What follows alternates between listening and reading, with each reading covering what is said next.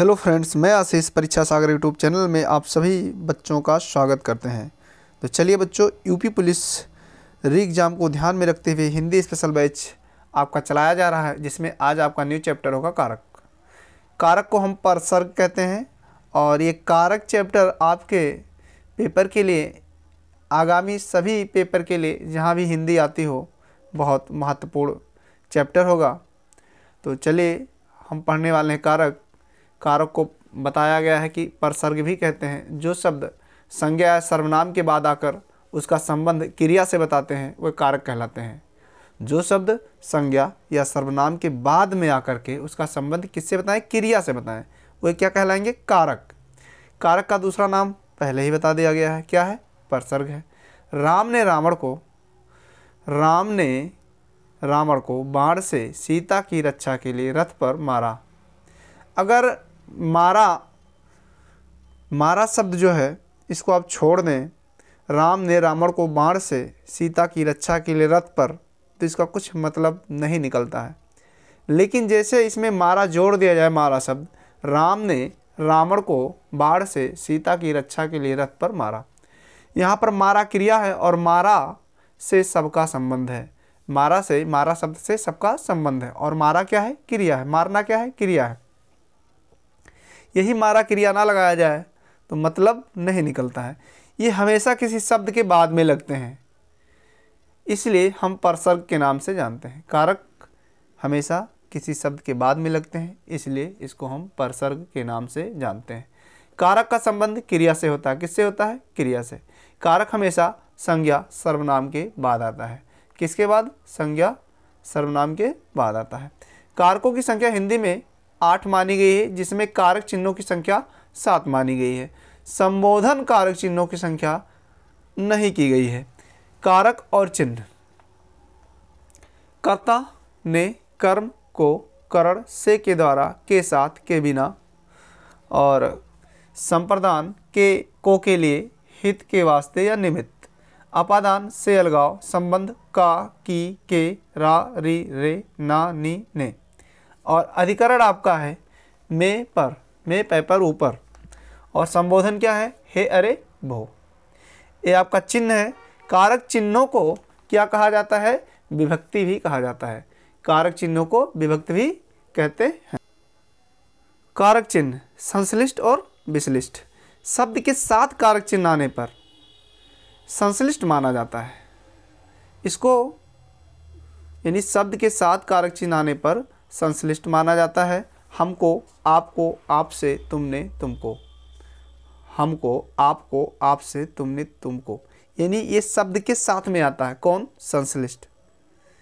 और जब हम विश्लिष्ट में जाएंगे, विश्लिष्ट, संश्लिष्ट और विश्लिष्ट, शब्द से अलग कारक चिन्हों का होना, संज्ञा, विशेषण, अव्यय, निपात आदि के साथ कारक चिन्ह आने पर शब्द से अलग कारक चिन्हों को लिखा जाता है।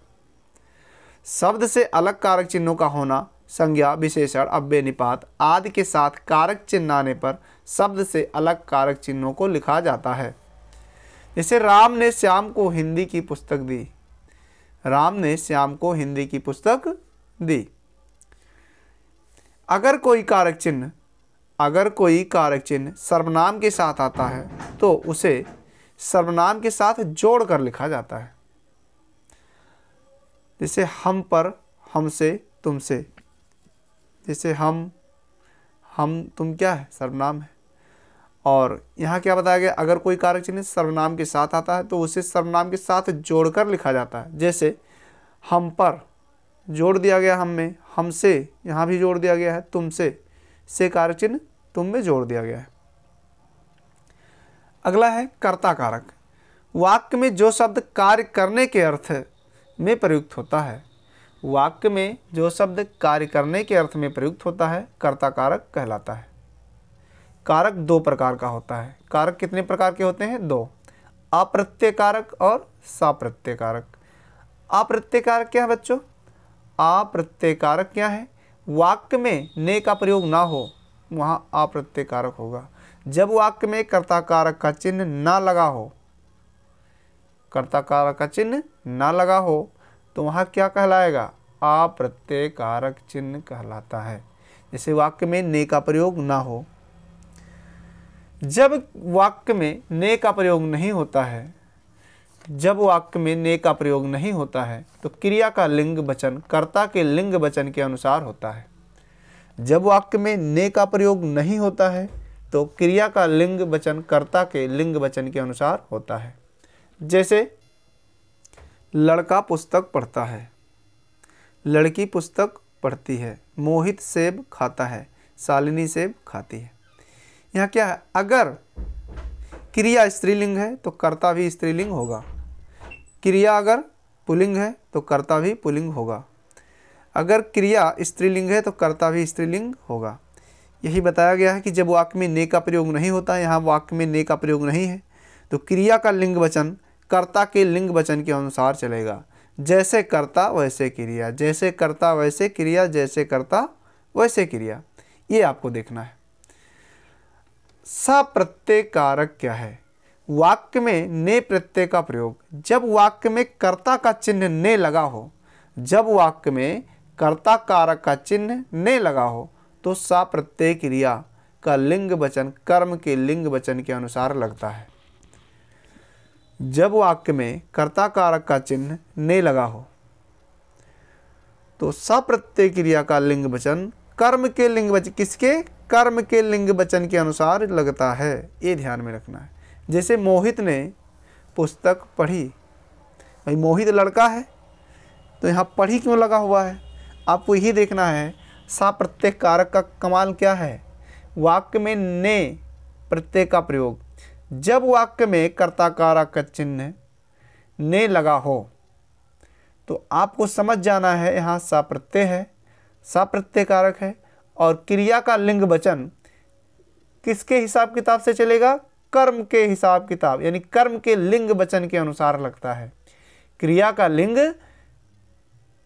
का लिंग वचन कर्म के लिंग वचन के अनुसार लगता है सप्रत्यय में। जैसे मोहित ने पुस्तक पढ़ी, मोहित ने पुस्तक पढ़ी, मोहित क्या है? कर्ता है, पढ़ना क्या है? क्रिया है। और बताया गया है कि आपको क्रिया का लिंग वचन कर्म के लिंग वचन के अनुसार होगा। राधिका ने पुस्तक पढ़ी, मोहित ने सेब खाया, राधिका ने सेब खाया। यहाँ देखिए, लड़के ने पुस्तक पढ़ी, लड़की ने पुस्तक पढ़ी। पुस्तक क्या है? कर्म है, पढ़ना क्या है? क्रिया है, और लड़की क्या है? कर्ता है। लड़की यहाँ कर्ता है, पुस्तक कर्म है और पढ़ी यानी पढ़ना क्या है? क्रिया है। और ये क्या है? ये कारक चिन्ह है। ने क्या है? कारक चिन्ह है। ध्यान से समझिए। और बताया गया आपको क्या कि क्रिया का लिंग वचन कर्म के लिंग वचन के अनुसार लगता है। यहाँ क्रिया क्या है? क्रिया पढ़ना है और कर्म क्या है? पुस्तक है। और बताया गया है आपको क्रिया का यानी इसका क्रिया का लिंग वचन कर्म के यानी पुस्तक जो दिया है कर्म है आपका, कर्म के लिंग वचन के अनुसार लगता है। इससे मतलब होगा कर्म है इसलिए कर्म के अनुसार लिंग वचन पर निर्धारित होने पर कर्म की प्रधानता मानी जाती है। पुस्तक कर्म है इसलिए कर्म के अनुसार लिंग वचन निर्धारित होने पर कर्म की प्रधानता मानी जाती है। ठीक बच्चों, आगे। ने का प्रयोग पश्चिमी हिंदी में होता है किंतु पूर्वी हिंदी में नहीं होता। ने का प्रयोग कहाँ होता है? पश्चिमी हिंदी में होता है किंतु पूर्वी हिंदी में ने का प्रयोग नहीं होता है। ने का प्रयोग केवल भूतकाल के, ने का प्रयोग केवल भूतकाल के अपूर्ण भूतकाल में नहीं होगा, शेष भूतकाल के पांचों भेदों में सकर्मक क्रिया के साथ होगा। कर्म कारक, वाक्य में क्रिया का प्रभाव या फल जिस शब्द पर पड़ता है उसे कर्म कारक कहते हैं। इसका चिन्ह क्या होता है? जीरो होता है, जीरो भी होता है। वाक्य में जब कर्म निर्जीव हो, आपकी वाक्य में जब कर्म निर्जीव हो तो को का प्रयोग नहीं होता। एक कर्म कारक आप पढ़ रहे हैं, वाक्य में जब कर्म निर्जीव हो तो को का प्रयोग नहीं होता है, किंतु जब कर्म सजीव होता है वाक्य में तो को का प्रयोग होता है। कर्म कारक में क्या हम देखेंगे बच्चों, जब कर्म निर्जीव हो तो को का प्रयोग नहीं होता, किंतु जब कर्म सजीव हो आपके वाक्य में तो को का प्रयोग होता है। इसको आपको विशेष ध्यान में रखना है। किंतु जब को का प्रयोग होता है तो क्रिया सदैव पुल्लिंग होती है। जब को का प्रयोग होगा वाक्य में तो क्रिया सदैव क्या होगी, पुल्लिंग होगी। ये भी आपको ध्यान में रखना है। इतने अच्छे से कोई बताएगा नहीं कि आपको हैंड राइटिंग लिख करके इतना बढ़िया से आपको समझाए। अगर आपको समझना है तो थोड़ा समय तो देना पड़ेगा, क्योंकि कम समय में बहुत सारे क्वेश्चन यहाँ आपको बताए जाते हैं। ये जो आप थ्योरी पढ़ रहे हैं इसमें क्वेश्चन, बहुत सारे क्वेश्चन छिपे हैं, और जो आप विकल्प पढ़ रहे हैं, विकल्प वो केवल आपका प्रैक्टिस सेट है, उससे इतना ज़्यादा क्वेश्चन आपको नहीं मिलेगा। किंतु जब को का प्रयोग नहीं होता है तो क्रिया कर्म के लिंग वचन के अनुसार चलती है। जब वाक्य में को का प्रयोग नहीं होगा तो क्रिया किसके हिसाब किताब से चलेगी, कर्म के लिंग वचन के अनुसार क्रिया चलेगी। ये आपको ध्यान में रखना है। मैंने बच्चों को देखा, मैंने किसको देखा, बच्चों को देखा। बच्चों ने रोटी खाई, बच्चों ने सेब खाया। यहाँ क्या है, कर्म पुल्लिंग है और खाया क्या है, क्रिया। तो क्या होगा, कर्म पुल्लिंग और क्रिया पुल्लिंग, ऐसा आपको भी बताया गया है। जब विशेषण संज्ञा के रूप में प्रयुक्त होता है, जब कभी विशेषण संज्ञा के रूप में प्रयुक्त हो तो को का प्रयोग होता है। जैसे बड़ों को आदर दो, छोटों को प्यार करो, अनाथों को पालो। आप देखिए बच्चों, बड़ों को आदर दो, छोटों को प्यार करो, अनाथों को पालो और गरीबों को बुलाओ। ये क्या है, यहाँ को का प्रयोग हुआ है। क्यों हुआ है, जब विशेषण संज्ञा के रूप में प्रयुक्त होता है तो को का प्रयोग होता, आपको पहले बता दिया गया है। और यहाँ वही हो रहा है, विशेषण संज्ञा के रूप में प्रयुक्त हो रहा है, यहाँ को का प्रयोग होगा। किसी विशेषण शब्द बहुवचन में प्रयोग करना जातवाचक संज्ञा, कोई भी विशेषण शब्द हो, अगर आप उसको बहुवचन में प्रयोग करते हैं तो वहाँ जातवाचक संज्ञा होगा। आपको ध्यान में रखना है।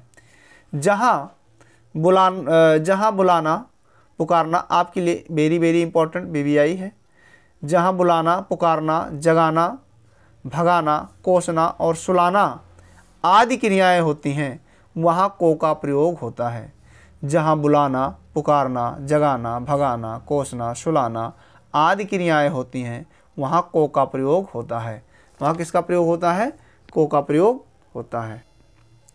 जहाँ बुलाना, पुकारना, जगाना, भगाना, कोसना, सुलाना आदि क्रियाएं होती हैं, वहाँ को का प्रयोग होता है। आपको ध्यान में रखना है।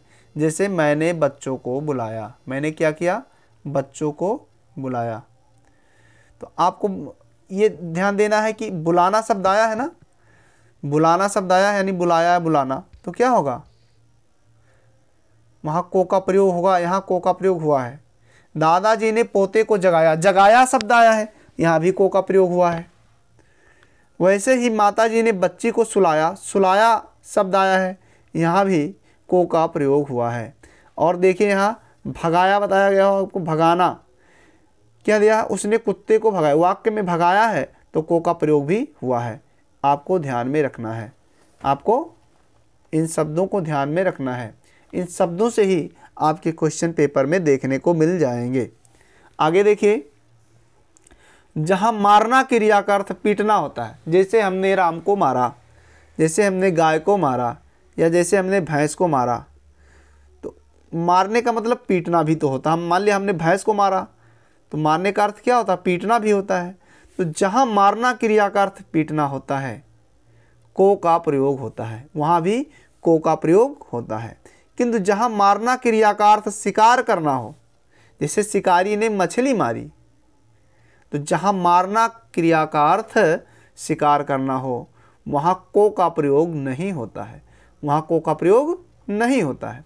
जैसे किसान ने बैल को मारा, यहाँ मारना का अर्थ पीटना भी है। किसान ने अगर बैल को मारता है किसान तो पीटता भी तो है।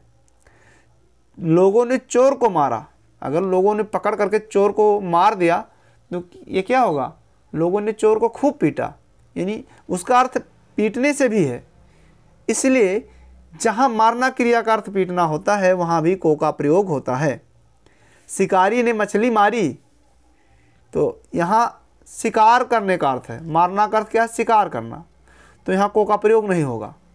जहाँ मारने का अर्थ शिकार करना हो वहाँ को का प्रयोग नहीं होगा। जैसे शिकारी ने बाघ मारा, यहाँ पर को का प्रयोग नहीं है, क्योंकि यहाँ शिकार, मारने का मतलब शिकार करना हुआ, मारने का मतलब शिकार करना हुआ, इसलिए यहाँ को का प्रयोग नहीं हुआ है। और यहाँ मारने का मतलब क्या हुआ, पीटना, तो यहाँ को का प्रयोग हुआ है। जहाँ शिकार होगा वहाँ का यानी को का प्रयोग नहीं होगा। यहाँ थोड़ा सा गलती हो गया, यानी को का प्रयोग नहीं होगा। जहाँ शिकार होगा वहाँ को का प्रयोग नहीं होगा। किसका, को का प्रयोग नहीं होगा। इस बात को आपको ध्यान में रखना है। आप पढ़ेंगे करण कारक। वाक्य में जिस शब्द से साधन का बोध होता है, जिस शब्द से आपको साधन का ज्ञान हो, या तो क्या समझेंगे उसको, करण कारक। वाक्य में जिस शब्द से साधन का बोध होता है उसे करण कारक कहते हैं। इसमें से के द्वारा, के साथ, के जरिए, के बिना शब्द का प्रयोग होता है, तो समझ जाएंगे करण कारक है। जैसे किसान हल से खेत जोता, किससे, हल। हल क्या है, किसान के लिए एक साधन है, तो साधन का प्रयोग हो रहा है, इसलिए यहाँ क्या है, करण कारक है। लड़का कुल्हाड़ी से वृक्ष काटता है, कुल्हाड़ी क्या है, साधन है, वृक्ष काटने का साधन यहाँ क्या है, कुल्हाड़ी है, यहाँ भी साधन का प्रयोग हो रहा है, इसलिए यहाँ क्या है, करण कारक है। मुझे अपनी कमाई से भोजन मिलता है, मुझे अपनी कमाई से क्या मिलता है, भोजन मिलता है, तो यहाँ क्या होगा, यहाँ भी करण कारक आपका होगा। मेरे द्वारा, जहाँ द्वारा है बताया गया आपका के द्वारा, द्वारा, साथ, जरिए, बिना, निमित्त, ये सब क्या होगा, करण बताया गया आपको। मेरे द्वारा पुस्तक पढ़ी गई, द्वारा एक साधन है, हम एक साधन है पुस्तक पढ़ने के लिए, तो क्या होगा यहाँ, करण कारक। पंडित के द्वारा कथा, यानी कथा किसके द्वारा सुनाई गई, तो पंडित के द्वारा कथा सुनाई गई, इसलिए यहाँ क्या होगा, करण कारक होगा।